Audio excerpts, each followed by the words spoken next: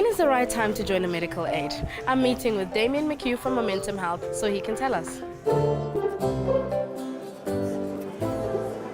Damian, thank you so much for joining us. It's great to be chatting to you again.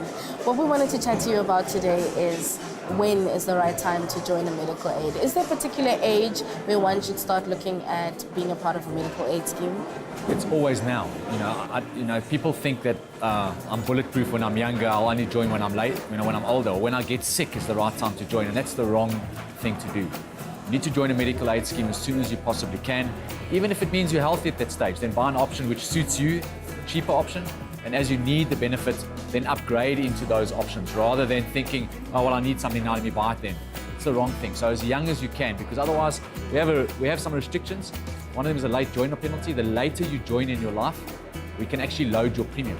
So you can get a 5 up to I think it's almost as high as 75% loading on your option premium. So you don't want to join too late in life and you get these massive increases for stuff that you shouldn't have had. What exactly is a late joiner penalty? How does that work?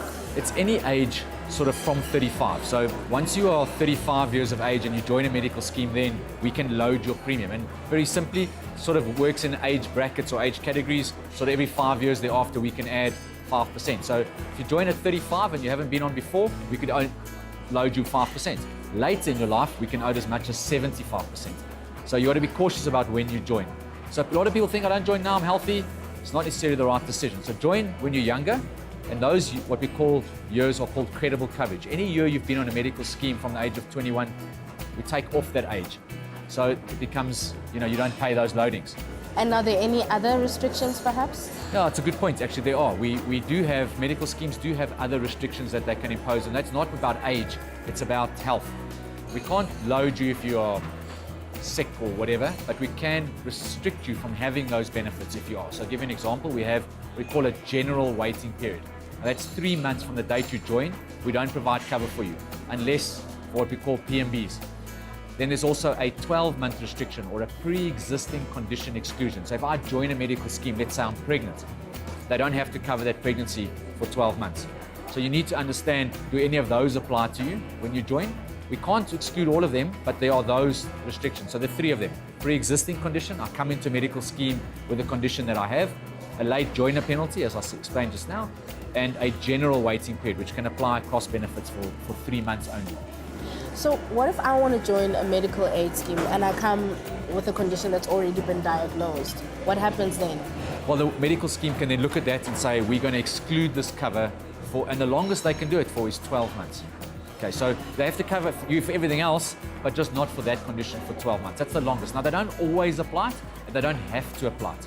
So you must find out. You submit the form, they will tell you, you tick a block that says, I've got asthma or I've got diabetes or whatever the condition is, and then they'll come back to you and say, we're going to exclude this for 12 months. So you'll know up front, you'll know it before you join, unless it's a PMB. So there's times when we have to provide cover for that as well. Damian, how do I make sure that I make the best out of my medical aid scheme?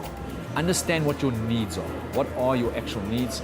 Understand the option that you have, how do I maximize those needs? So get the right option for the needs that you have and make sure you change them as time goes on.